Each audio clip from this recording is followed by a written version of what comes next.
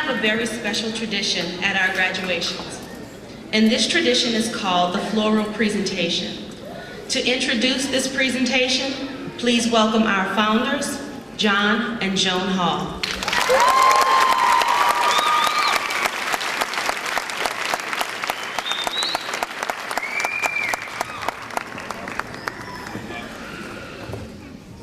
I want to thank all the parents and guardians and all the family and friends that have come out to the graduation here. I want to tell you two quick stories. I'm out of those lights, I can finally see you.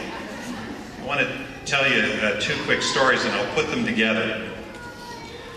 One quick story is when I started this program 22 years ago, I went to rent, lease, a storefront, kind of the centers that you were all in.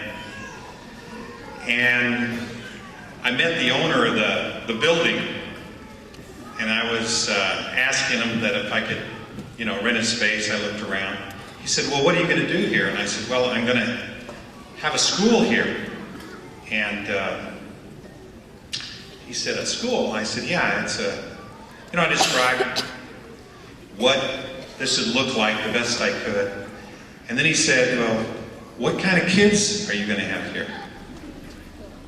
So I described the kids that, these are kids that a lot of them are out of school for all kinds of reasons. And I could see him begin to get a little worried. And I'm going to end that story right there, but I'm going to come back to it, okay? Because he asked me a question which I want to answer, tell you the answer that I gave him. His question was, what do these kids look like? You remember that part of the story, okay? Now I want to tell you a story, a second story. You like stories? I love stories. I love stories too. I love stories too. This is a story of a young man. And this young man really had a very difficult time in school. And he went to school, actually, to kindergarten when he was 4 years old. He was kind of on the cusp and whatever. In those days, they put kids in school early, and kind of in the sandbox, he didn't know if he fit in or whatever, in recess, whatever, he was out in the sandbox. And all of a sudden he said, oh my gosh, he'd wet his pants. And the sand was sticking to his jeans. Well, I want to flash forward that young man, and he got to be 13 years of age, and he was going to junior high school. He was in the 7th grade. Well, I didn't tell you, he never learned to read. He couldn't read at all. He could only read his first name and his last name.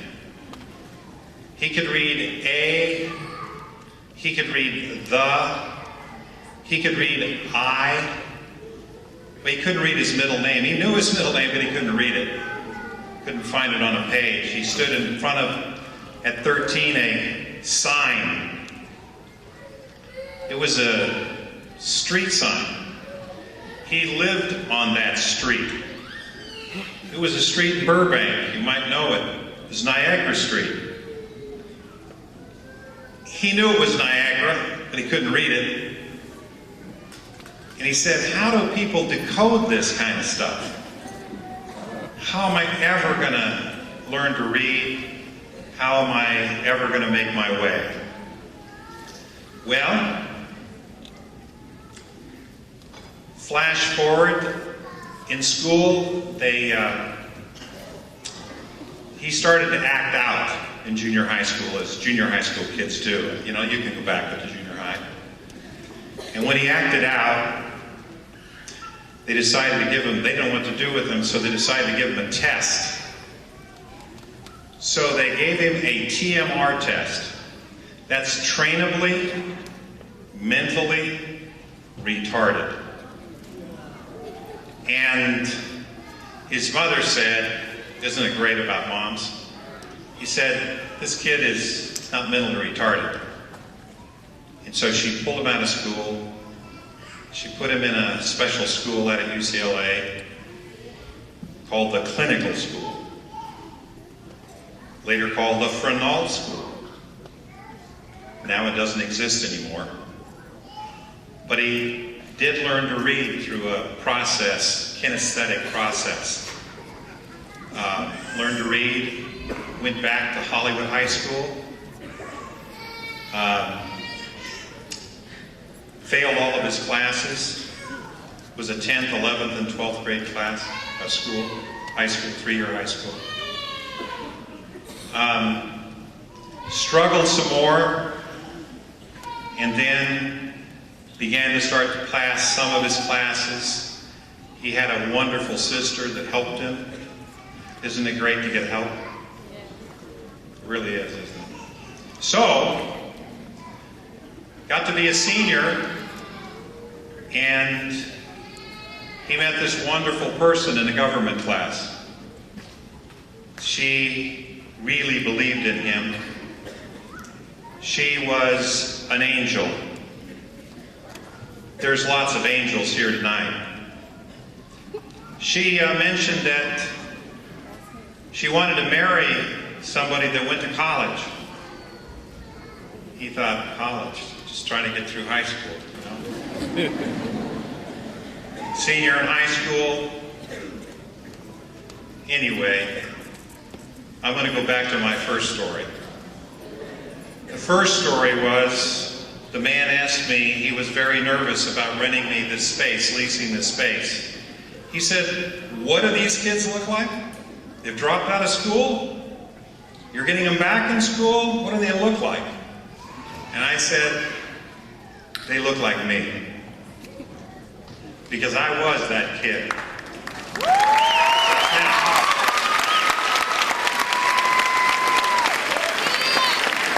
Now, whatever, you can dream and you can believe in that dream of what you can be and what you can do. You just set off one step at a time. And now, you're all here. Just a dream. And you can have whatever you'll pay the price for to move forward with. And when you do, there'll be lots of angels to help you with your dream. You can count on it. You can bank on it. So I want to turn the microphone over to that high school senior class young lady that I met, and now married some 45 years later, 4 kids later. And I want to introduce you to an angel that helped me through school and believed in me.